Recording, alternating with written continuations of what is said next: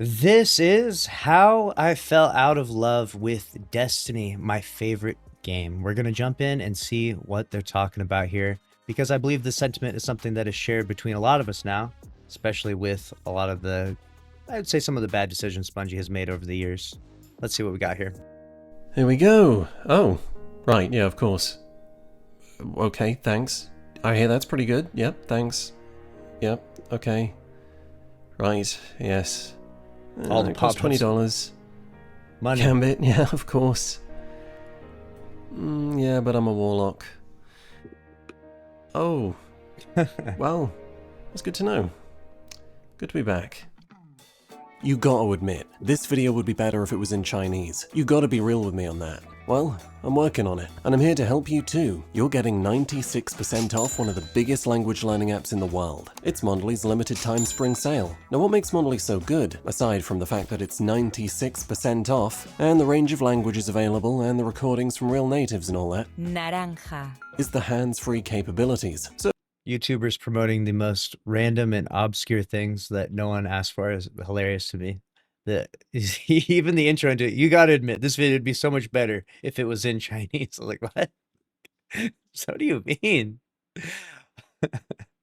YouTubers will be like playing the game and just promoting just the most random, most obscure stuff. You're like, I don't know if I would ever buy this, but you gotta get paid. I gotta respect the hustle. comment. I guess it's destiny. Melón.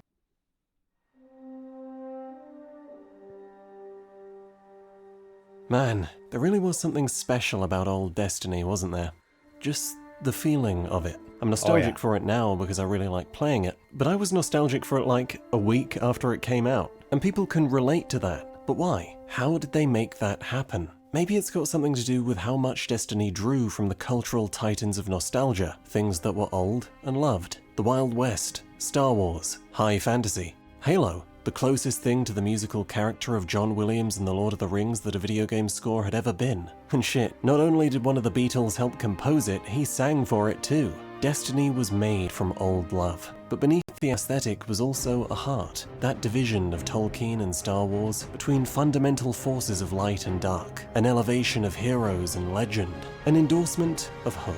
None of which made Destiny good, but perhaps refreshing for its unusual sincerity. What other Western action game, what other shooter would have been willing to center itself without irony on something that might have seemed so naive, so childish to the gaming culture of the time? What other game like this would have called itself something as unmanly as Destiny? This was something old, but here it was something new. Destiny was familiar, but it wasn't generic, and despite its nostalgic inspirations, it did not have its mind stuck in the past. Destiny's past was dead. The old world was ruins and we could never go back. This was about going forward, into a new world where things were strange again. Guardians were cast as timid explorers scratching at the edges of vast cosmic mysteries, all so much bigger than us and the tiny enclave of humanity we fought for. Everything was a mystery. Out there, stalkers from ravaged galaxies away hunted in the wastes of Earth, and the outer worlds that once belonged to us. Out God, the way he describes it, I literally just want to go log into Destiny 1 right now, just as he says it. I want to be right back in there.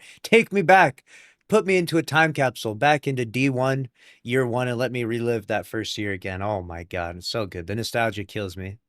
There were dragons that could make a wish come true, machines that stole time, and philosophies with fangs, and we were walking into its open jaw to buy time for our dying god. Everything was just hanging on. Everything loomed. But the music in particular understood that there was more emotion to be found in that than fear. There was beauty, untold and divine. There was hope for our people. Feelings as simple and bright as curiosity and wonder. The possibility of adventure. Humanity was lost, but Destiny thought it would be a beautiful thing to find something new. The story Destiny told with words was kind of awful, and the parts that weren't awful were all on the lore cards, none of which could even be read in the game. But if you listened to Bife, you were sure to be glad, because this was some premium shit, man. This was Seth Dickinson before Seth Dickinson became Seth Dickinson. And so My Name is Bife became My Name is Bife, and a million people would come to hear it spoken. So rich it was in character, thinking, and mysteries, yet more and yet deeper, that the world we walked through in-game was filled from door to horizon with history, and most of all, with imagination. The world was new, and we had every reason to believe that when Destiny found its footing, one day, we would get to meet some of those imaginings, answer some of these mysteries. So I was willing to see beyond what I was shown, to believe in what wasn't really there. What added to the vibe was the fact that we were discovering the game itself too. Destiny was new and also not finished, which meant very little was explained, so to do things right, we were That actually is a big point of nostalgia too, is that period of discovery when everything is new. It's always exciting. It's always so interesting, right? When no one knows the meta, no one's even chasing after the meta or cares at that point in time.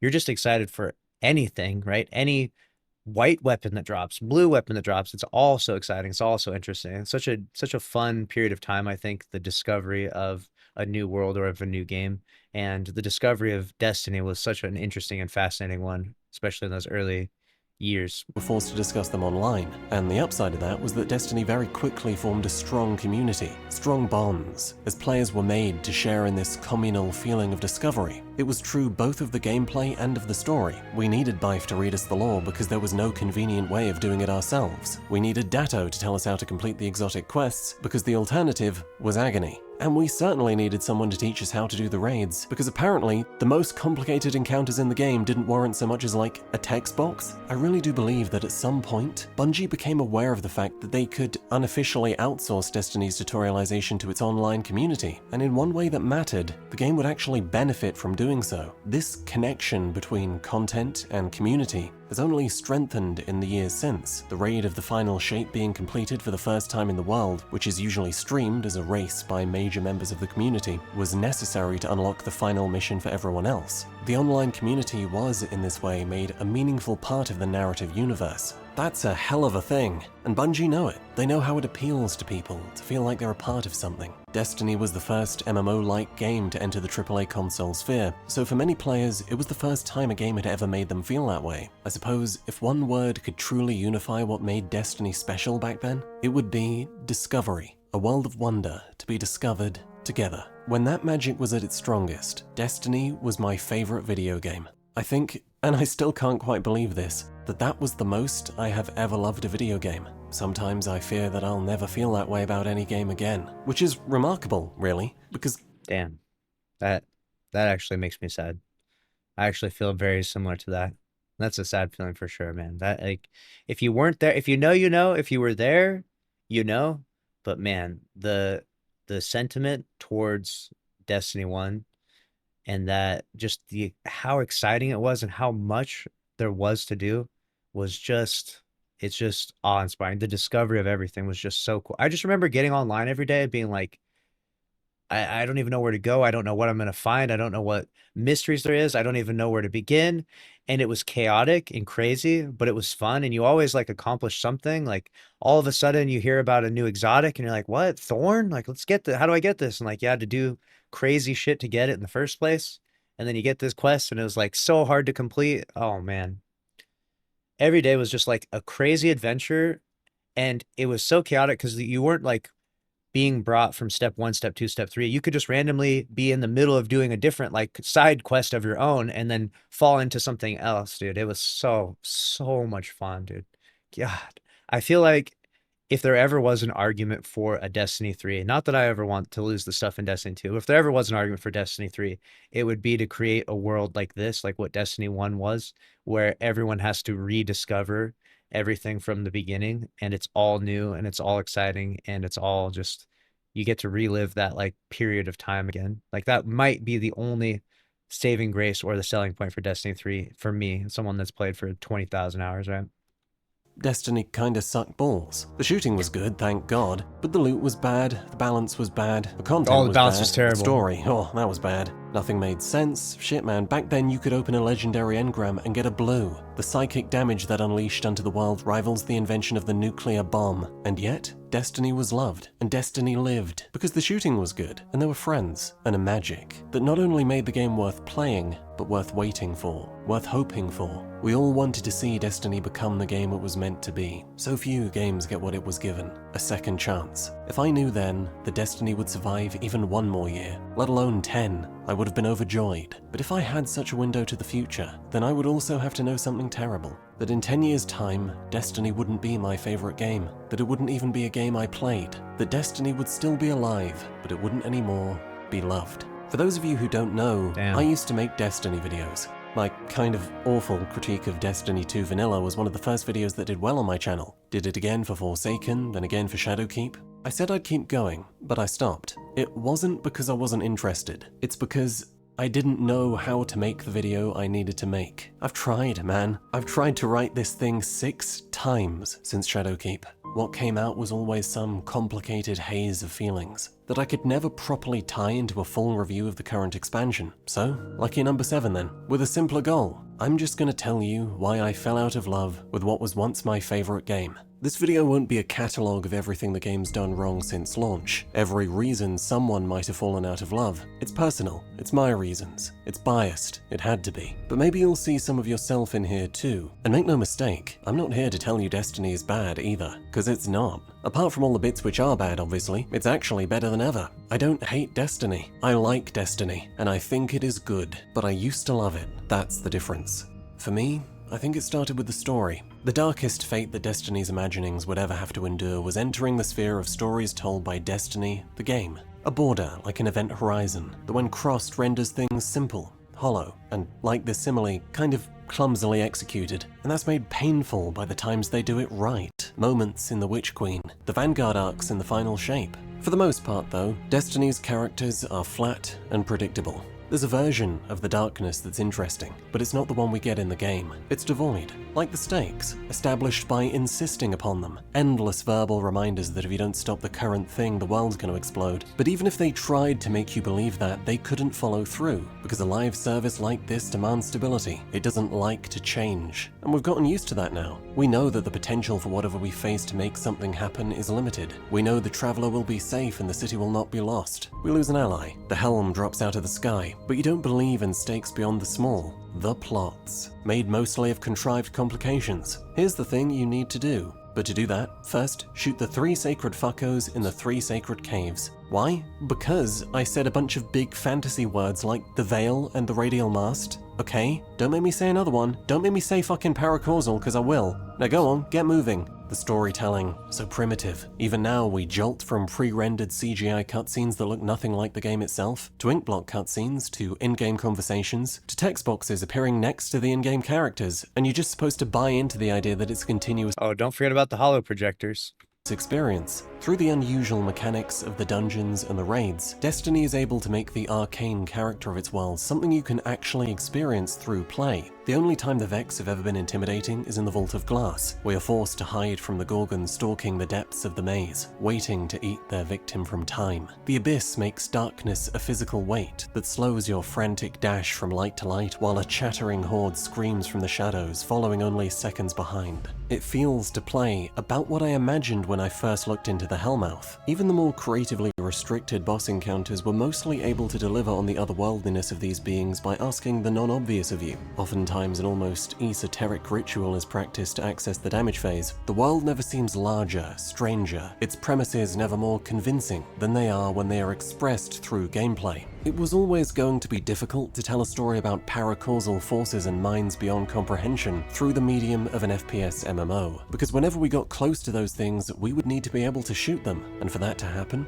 they would need to be reduced to a form that could be shot. The darkness, this paracausal entity, would need a head for damage phases and a mouth to scream no. I mean, it's not like Bungie had to make it look like that. You know, sticking anime eyes and a monobrow and a spunk splash wouldn't have been my first choice, but the point is, it was never going to feel quite right to defeat a being like that with a gun. So the fact that they even got close is remarkable, and that's made very clear when there's nothing but a gun. Didn't feel right at all to kill Courier in a seasonal mission, or the worm god Zol at the end of a strike. Only sometimes does Destiny maintain its standard of interactive storytelling outside of dungeons and raids. And because outside dungeons and raids is most of the game, and because most people won't engage with dungeons and raids at all, there's only so much the gameplay can do to help with Destiny's narrative shortcomings. And in fact, when you look at the game's normal mission content, the standard of storytelling ain't always so much lower as it is low. Not bad, but not really doing anything good, perhaps in part because of open world design. Anything that takes place in an open world environment, or that could be accessed from an open world environment, which is a lot of Destiny, can be returned to at any time. For that reason, nothing can be specific to any particular narrative moment. It's also the case that open world space probably isn't going to change very much either. It needs to be consistent, permanent, static. That's limiting. Destiny's storytelling then ranges from remarkable to remarkably flat. It was the final shape that found a way to buck the trend. The Traveler's pale heart is made of memories and feelings given form by the light, so its space can have this narrative specificity while also being permanent and unmoving in the way open worlds like to be. Another exception would be Forsaken, when we swung open the doors to the dreaming city and came upon a world fractured. One, a usual static patrol space, linked by portals to the other, the Ascendant Plane, a space that could be anything Bungie wanted it to be, and they wanted it to tell the story of two wills at war, of two god queens and a dragon whose wishes came true. It was vast and so strange, and so it made you believe in the vastness and the strangeness of the beings behind it all. It did what the raids did, and it did that with space not tied to an open world. Yet, the same expansion showed us that the open world was not entirely inflexible. Every week, a consistent schedule, the kingdom changed, in every way that was practical for it to change. Music, color, skybox, what missions could be done, and as the city went about its loop, and you ventured back into the Ascendant Plane, the plot was unraveled. Interesting plotting. Plotting that reflected the nature of the world. That was a rare thing. That was cool. And I'm not trying to say we should have had more things just like that. I'm certainly not saying I expected that standard consistently. I'm saying that it I did. I wanted that standard consistently. I'll say that. If you can do it once, do it again. Like, don't tell the same story again, of course, but, you know, if you can do Forsaken one time, we can do it again. We shouldn't have to have a Forsaken level expansion and then wait 3 years for something as remarkable every time. We shouldn't have to be on this cycle of like something incredible and then, well, I guess I'll see you guys again in 3 years when something actually is good and interesting and incredibly compelling, you know?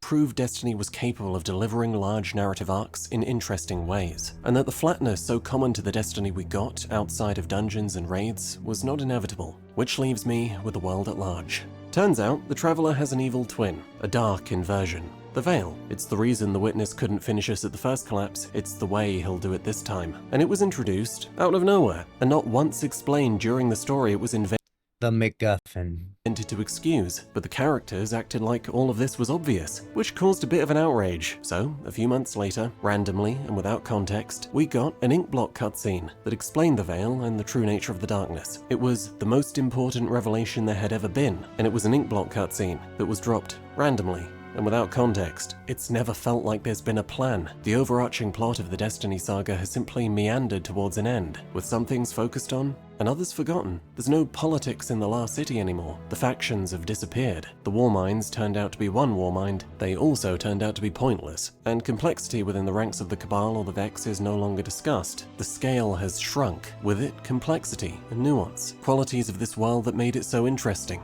But then consider the threat. The Vex should be the most significant threat we've ever faced. I know that, and I used to believe it too. It was easy then, because I had no evidence to the contrary. Now, things have changed, by which I mean nothing has changed. My evidence is that the Vex have just sort of spent the last 10 years waddling about the place doing bugger all besides getting their dicks knocked off whenever Bungie needs some emergency fodder. All this time, with all this nothing, has made them feel toothless and irrelevant. And a lot of this universe could now be thought of like that. The city has had a lot of time too. When Destiny began, humanity was made to feel so small, the last flicker of a dying flame. That's not how we're made to feel anymore. In terms of art, or more tangibly, in terms of narrative. We've recovered so much of what was lost from the Golden Age, uncovered an existing Golden Age city, allied with half the known universe, and shot the other half in the face. So, it feels a bit weird that the last city is just still a pile of junk, that the original tower has not been repaired, that no one's bothered to fill in those giant fucking craters, or that we haven't expanded beyond the last city. Is there a lore reason for that?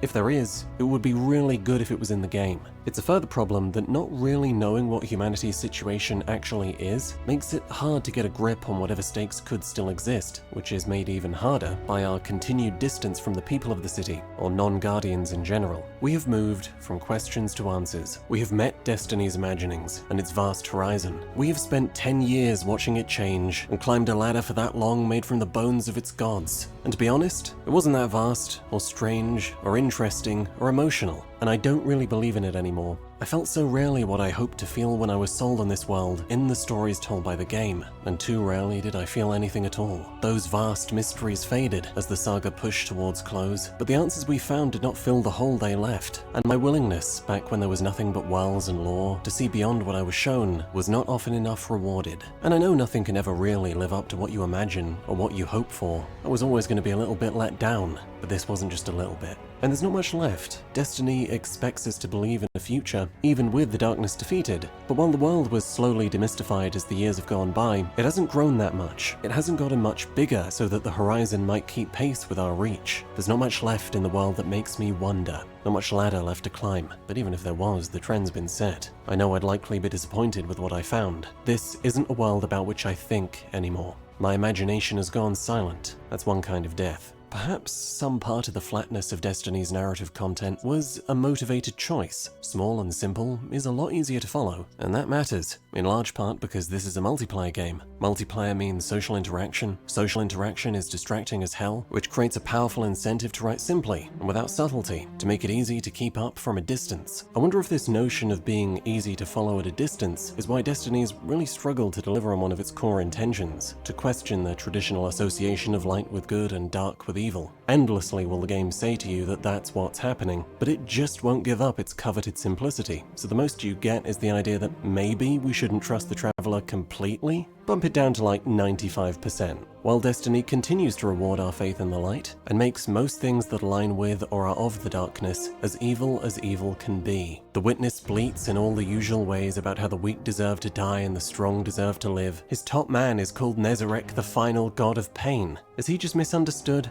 His final shape is supposed to tempt because it would mean the end of suffering. But in practical terms, the end of entropy is another way of saying death. His plan is to kill everything. You can see how empty all this has been when you look back on the last 10 years and ask yourself what you've learned. Okay, so the Traveler isn't entirely altruistic, and there are some kinds of darkness that aren't inherently evil. But everything we believed at the start of Destiny 1 is basically still true. I'm guessing we also have Bungie's attempts to make their content attractive from a distance to blame for the worst expansion Destiny has ever seen. Lightfall. Everything about Lightfall is meant to be fun. It's 80s schlock, which is fantastic when you're trying to sell an expansion, but somewhat challenging when you're writing the penultimate chapter to the battle for the fate of the universe. The darkness had come. The Traveler was at knife point. This was bigger than Oryx, bigger than Riven or Savathûn. But Lightfall was irreverent. You didn't believe the danger because you couldn't feel it. Osiris was forced to relentlessly insist upon the stakes, because if he hadn't, it would have been easy to forget why you were there to begin with. But let's say Lightfall had come out when the overarching narrative stakes were low. One problem would still exist. Doesn't really feel like Destiny, does it? It's not mythic sci-fi, it's just sci-fi. The tone isn't a mix of dread and hope, it's largely frivolous. But really, that's the surface. What makes Lightfall feel out of place is the fact that it feels like the art is the product of influences outside Destiny's universe. In an immersive setting, it should be easy to explain the art using the setting. Europa can be explained rationally. A science and a history made this place. On the other hand, Arkham Asylum can't very well be explained rationally, but it can be explained expressionistically. It's an expression of the characteristics of Arkham Asylum. Now,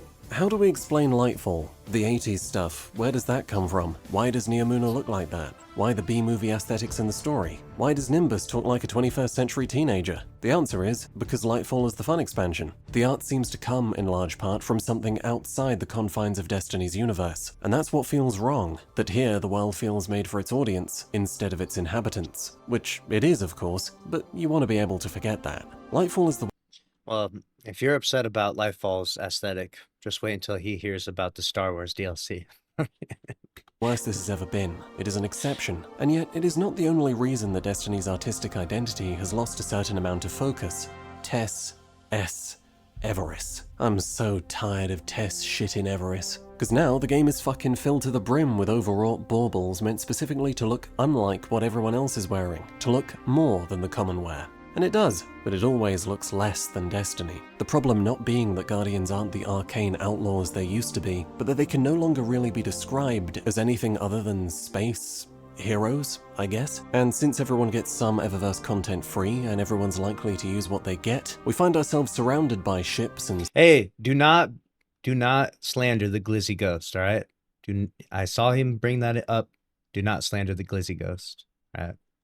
sparrows and armor and effects so removed from Destiny's baseline that Destiny's baseline has almost disappeared. Things that don't look like they belong in this universe have become the norm. Emotes serve a powerful social design purpose. Finishers have a mechanical role. Both have reason to be here, and neither had to look out of place in Destiny, but they often do, because Bungie wants people to buy them. Transmat effects and ghost projections, however, were always going to look a bit weird, but they're here because Bungie wanted more types of thing to sell. Tess has spread her corporate herpes all over the tower for the past 8 years, and it has corroded Destiny's identity like an acid. But what if it's also gotten a little bit worse?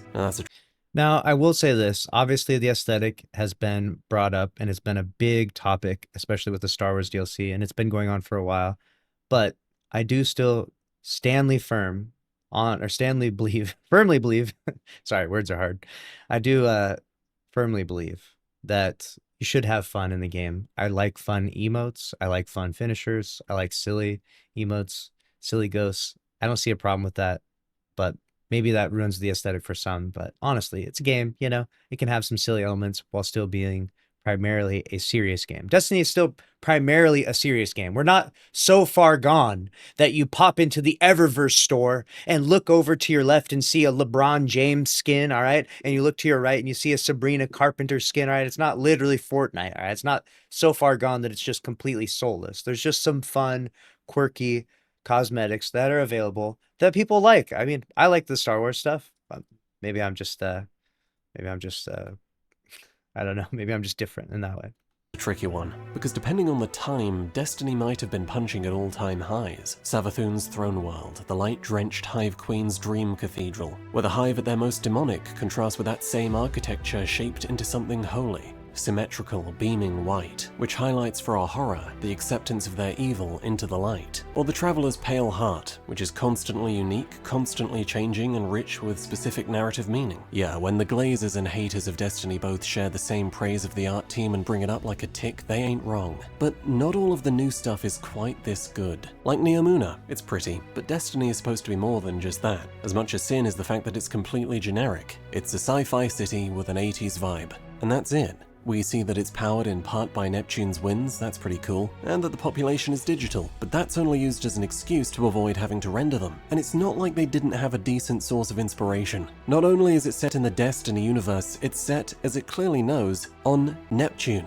A planet as dark and violent and lonely and large and as beautiful as that. The problem with being generic is that it makes the world expected, and one of the best things about Destiny is discovery. The word Bungie used to use was adventure, but adventure doesn't work if you know where you're going and what you'll see on the way. Take Europa. Unlike Neomuna, I really like Europa. Its biggest problem is probably just being a little underbaked, but it does share with Neomuna the problem of being expected. It's just Europa. It's made out of ice. There are also some glaciers, some snow, and some frozen water. But Venus? Man, that was not what I expected. The Traveler was such a powerful creative tool. Nowhere it touched was forced to be usual, and Venus kept itself unusual as we pressed past the Ishtar Collective and found ourselves in the regions of the Vex, just like we do on Europa. Difference being, these are as usual as Vex structures can be, and on Venus, there was that. A great big fucking question towering above the surface. Other difference being that on Venus, the Vex were new. On Europa, they're not. That's a big privilege to lose, and it means we need to see something different. Bad? Never. Not even close. But we're not talking about the difference between good and bad. We're not even talking about something I don't like. We're talking about something I do like, that I used to love. Which brings me to the moon. On the surface, it's just the moon, right? Expected. Well, aside from the fact that this one structure is more interesting than anything on the outside of Europa, the answer to that is no. At Bungie, we really believe that mystery and adventure begin at the intersection of the expected and the unexpected. At places in the world where strong visual themes collide, where the familiar meets the strange. So yes, the moon would be usual, but then it would crack, peel apart, a pale green light would seep up from below, and eventually your journey would take you spinning down a plug hole, a gaping abyss, the hellmouth. The moon's great big fucking question, and it's so damn good at being a question. Fogged, dark, and vast. What's at the bottom? How far does it go? It's Dude, when you actually sit and think about that, these planetary destinations, and compare Neptune to Venus, Neptune to the moon, the hellmouth, like that, all those little cracks and the green light coming out of it, it really was something special, right? Like when you actually sit and look at it and and do that cross analysis, like comparing, it really does blow your mind about how some of these planets just really tell such a vibrant, rich story. Like you're going, I imagine you were experiencing it, re-experiencing it for the first time. You're like on the moon, you're like, whoa, like it's all changed and destroyed, and everything. Like it's just so rich. Like there's such a rich story there to it. Promise of descent, darkness, trapped things. It arrests the imagination. It begs for discovery. This vast contrast of the expected and the alien made both the more pronounced. That was a really neat trick. That made it hard to forget. Compare the Hellmouth to the Red Keep. Both of them look metal as fuck, and both do a fantastic job of making you want to go there. Instead of don't you want to see what's at the bottom, it's don't you want to get to the top. But there's one more thing. The Hellmouth is a mystery. It's alien, unlike anything we've ever seen.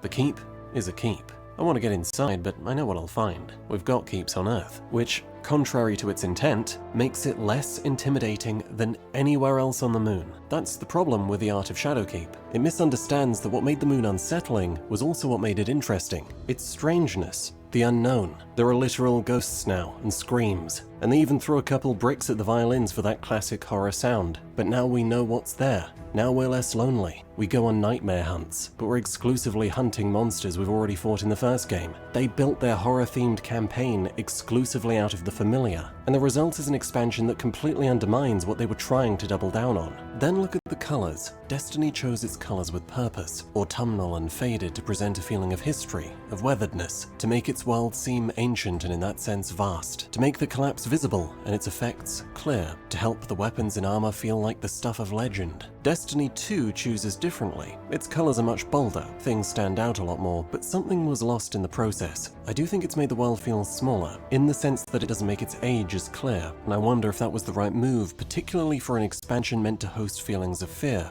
Context can make things worse too. The EDZ is small and plain, and there's not really anything interesting about it, but that was the right feeling for the Red War. You had been made small. You were cut off from the mythic grandeur of Destiny, but you're not supposed to feel that way anymore, so where does that leave the EDZ? It's kind of boring. I think I've made my point. I fell in love with the fiction of Destiny. It was beautiful and thoughtful, and it made me wonder. Now, it's a bit less beautiful and a lot less thoughtful, and it barely makes me wonder at all.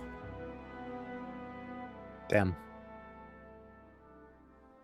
Sometimes the spark came back, sometimes I got what I hoped for. Some parts of Destiny 2 are amazing, but most of the time, it isn't. Most of the time, it's something I like, not something I love. And that's really all I'm here to say, that I don't love a thing I used to love that much. And goddamn, does it hurt. If this were a critique of the state of the game, I would talk about how it has taken an excruciatingly long time for Destiny to make significant gameplay improvements. The build crafting is better than ever, so are the dungeons and the raids, but in comparison to most games with loot in it, Destiny's non-exotic loot still isn't that interesting. And I would make sure to praise Bungie for having solved one of Destiny's oldest problems, content droughts, or more simply, the fact of not having anything to do. And I would go on, but those aren't the things that made me love Destiny, nor the reasons why I don't anymore. They are simply what I do or do not like about it. And if it was someone else making this video, it might be the other way round, or something else entirely. Destiny is many games to many people. It contains more genres of experience inside of it than any other game like it, such that two people can tell you they're big fans of Destiny and barely share an experience in common.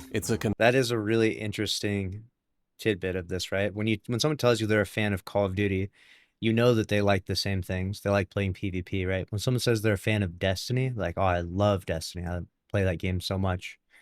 Someone will say, I have collected I have such incredible fashion on all my characters, right? Or someone will say, I love Destiny. I know all the lore. Someone will say, I play Destiny PvP all the time. Someone will say, I love the raids. Someone will say, I love, so like, it's crazy the diverse, like, appeal from so many different people that say they like Destiny and that do like Destiny, but just for various different reasons. you know? It's crazy to think about, actually, when you think about how many different categories there are of reasons why different people like Destiny.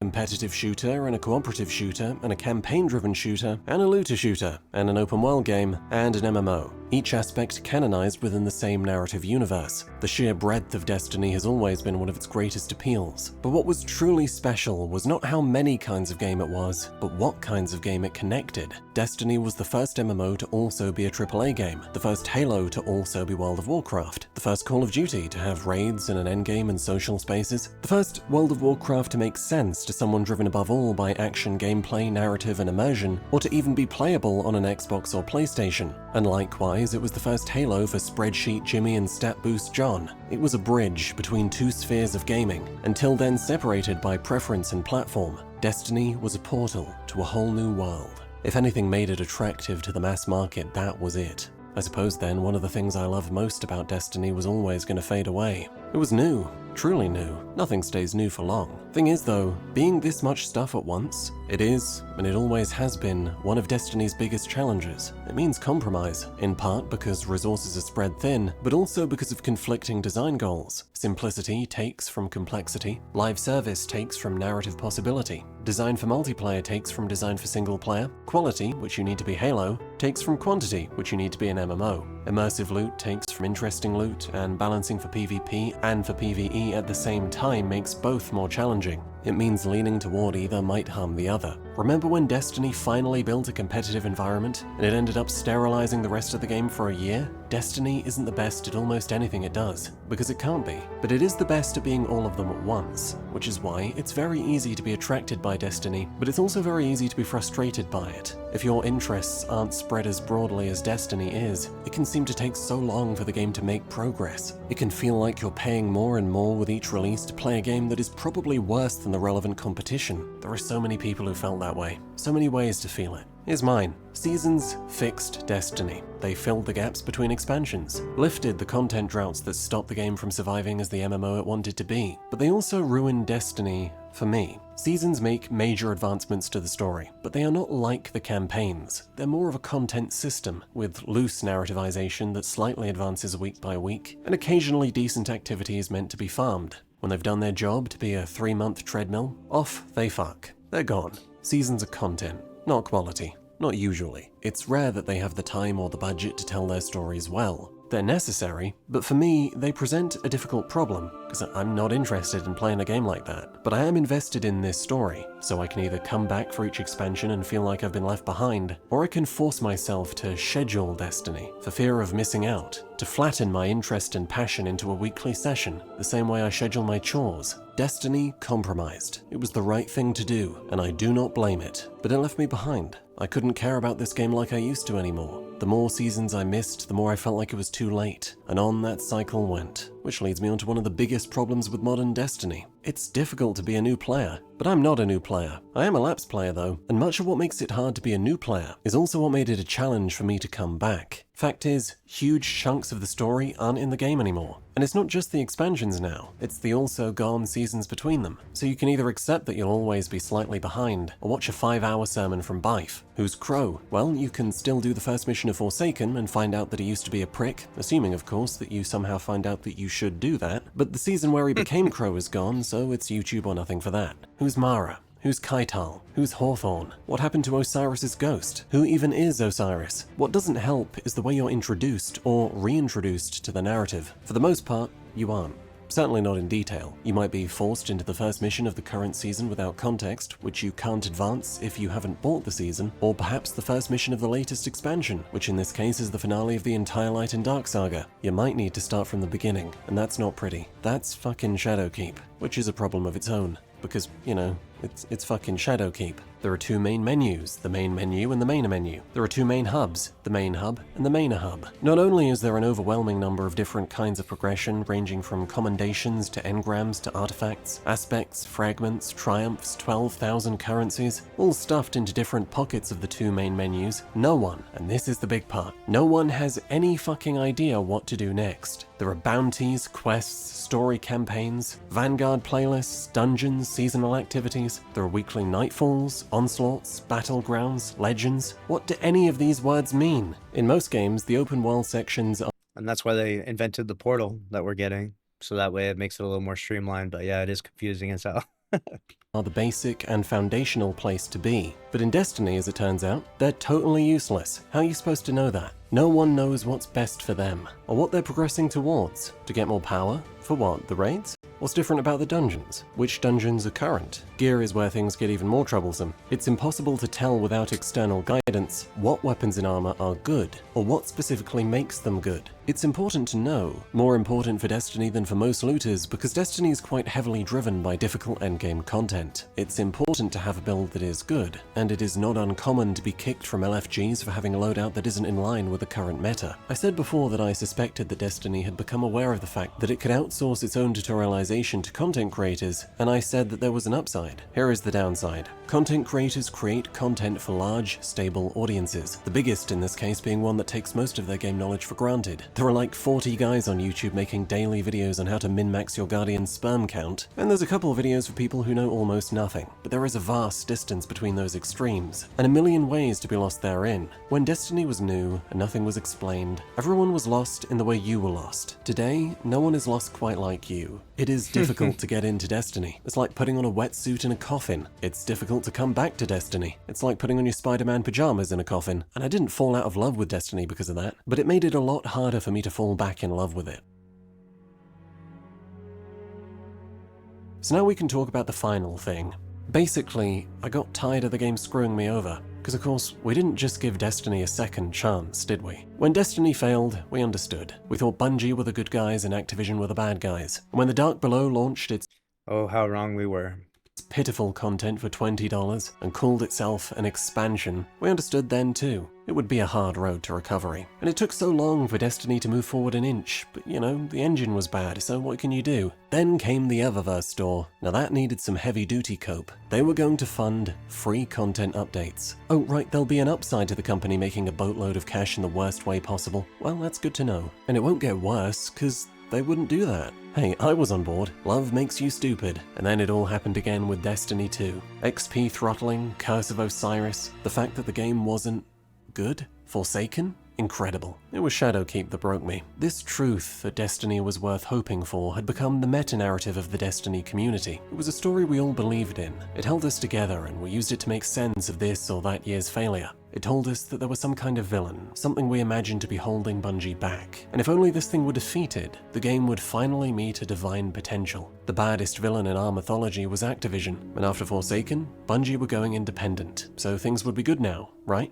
No one really knew how, and it never really made any sense, as if, with Activision gone, as well as Activision support studios, Bungie would somehow be able to make more content, figure out how to tell a story, or want less money. But that's the thing, we believed it anyway. Reality was besides the point. The point was believing in Destiny. Then, reality came. Shadowkeep dropped. It introduced free-to-play and battle passes, on a hollow, charmless campaign too short yet still stretched out, utterly uninteresting in gameplay, and mostly made of content we already had. There were a few good missions, some bangers from Michael Salvatore and the music Mandem. Mostly though, it was the moon again, often worse than it was the first time, and it costed $35. And the meta-narrative just found a new villain. It was because they were also developing free-to-play or something. Okay, that doesn't change the fact that this thing that costs a lot of money isn't very good. It was then I believed there was nothing we would not accept. I mean, there'd be some complaint, but when the next trailer dropped, it would be like nothing happened. So I felt voiceless, paralyzed, and I just stopped, looked away. When I looked back, it turned out that I was half right. The process continued without me. In the Destiny of today, there are droughts of loot while the microtransaction store bursts at the seams. We can pay money for in-game advantages. That battle was lost long ago. But I think my favorite thing is the dungeon pass. $20, one-time Oh god, don't get me started on the fucking dungeon keys. payment each year. The price of some games for 2 levels of Destiny. And of course, if you just want one of the 2, sorry.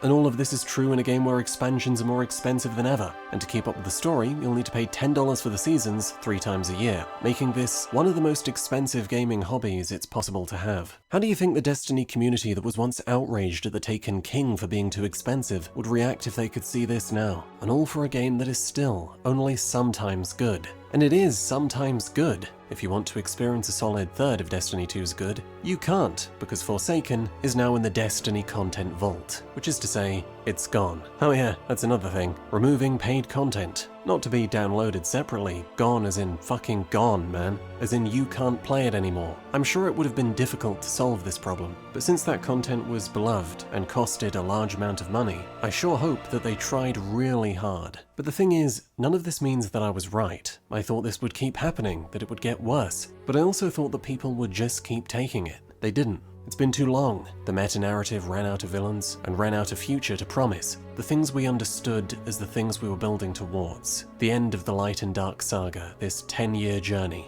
They got close, and as they did, the impression that Destiny was becoming had to be replaced by the acceptance that Destiny had become. Destiny is no longer hoped for. With the end of Destiny's narrative, its meta-narrative ended too. Destiny's problem today is spiritual. It's the result of 1,000 cuts. Not all of them are about the game itself. Some of them are about what's happened outside it. The CEO collecting classic cars while his company crumbled. The fact that PvP was just abandoned while money and talent were siphoned from Destiny to fund Bungie's other trend-chasing projects. And then there's all the people who lost their jobs. I don't know if there's a future where those jobs survived. I don't know the economic facts, but I do know what was said. I know that among the laid off was Michael Salvatore, which is a bit like deciding to lose weight by cutting out your own heart. A company that doesn't understand that cannot comprehend the immaterial, is blind, and now hollow, it feels like, and it seems unlikely that company would be capable of making the Destiny I want to play. Don't get me wrong, I'll give them a chance, but you have to understand, my heart's not in it anymore. I mean, when you've got laid off community managers, the people who represented Bungie as humanity, ranting about their experiences on Twitter, that does some deep spiritual damage, man. That's rough. That's gonna be hard to repair. And I think that cut those last few threads of connection I had.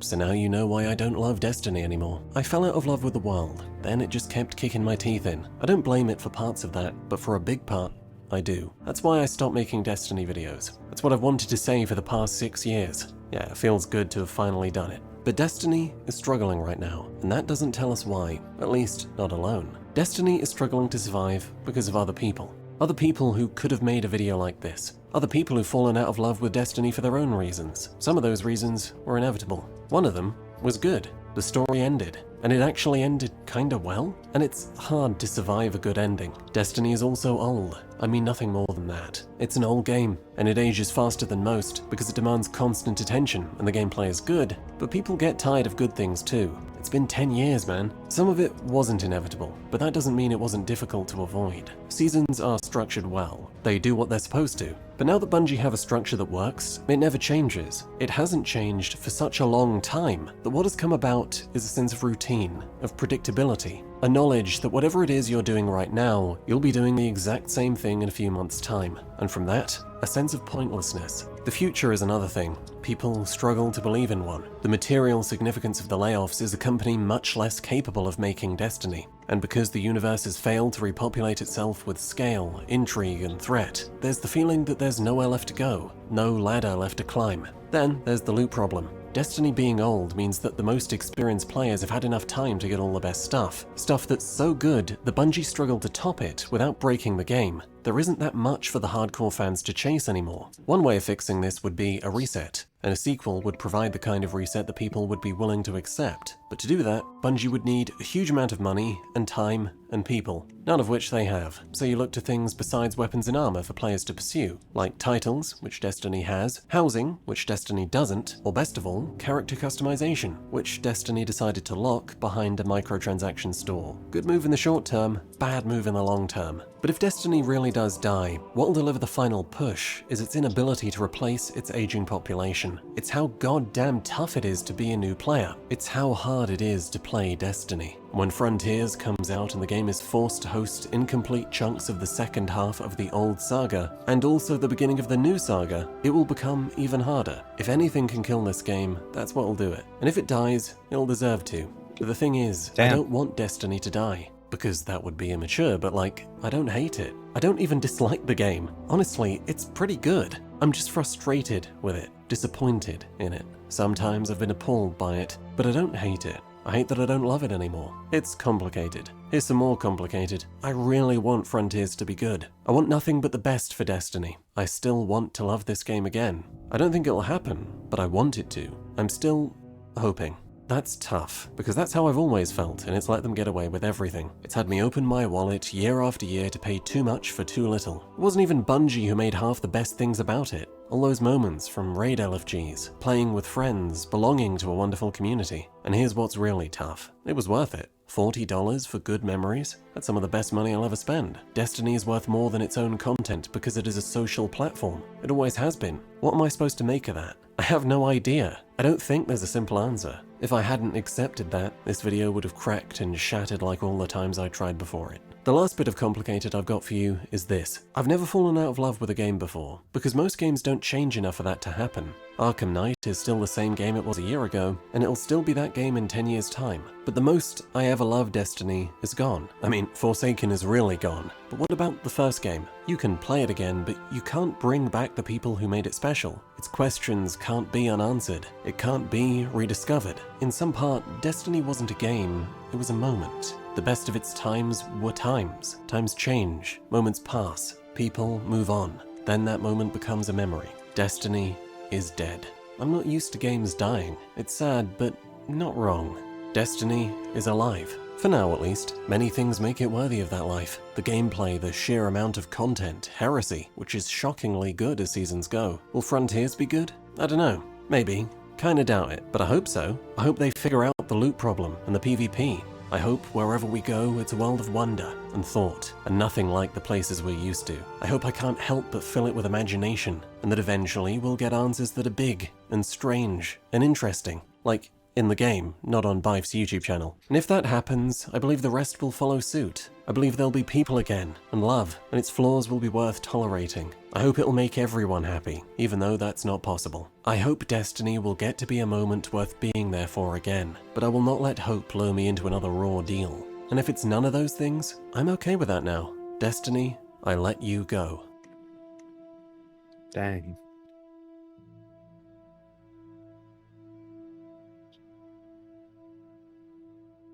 All right. Well, that was how I fell out of love with my favorite game. Really well put together video, and I have to agree with a lot of points that he made here in regards to this stuff, especially when you talk a little bit about the storytelling from Destiny 1 till now. I think that Bungie, you know, it's not all bad, obviously. Bungie's just had to make some decisions, and we're definitely aging in a weird way with this game. Reasonable crash out. Yes, reasonable crash out from this guy, right? Even ended it, he's like, it's a complicated thing. It's like, I was in love with this game, and now I'm not in love with this game, but I want to be in love with it again, but I can't. But it's not necessarily so bad right now, but it's not extremely good, or at least it's not as good as what it was at the times when I was like really in love with the game. It's like Destiny is the ultimate love-hate relationship, right? A lot of people have said this before on Reddit. I've seen this trending and stuff where it's like Destiny 2, it's like I hate this game, I play it every day.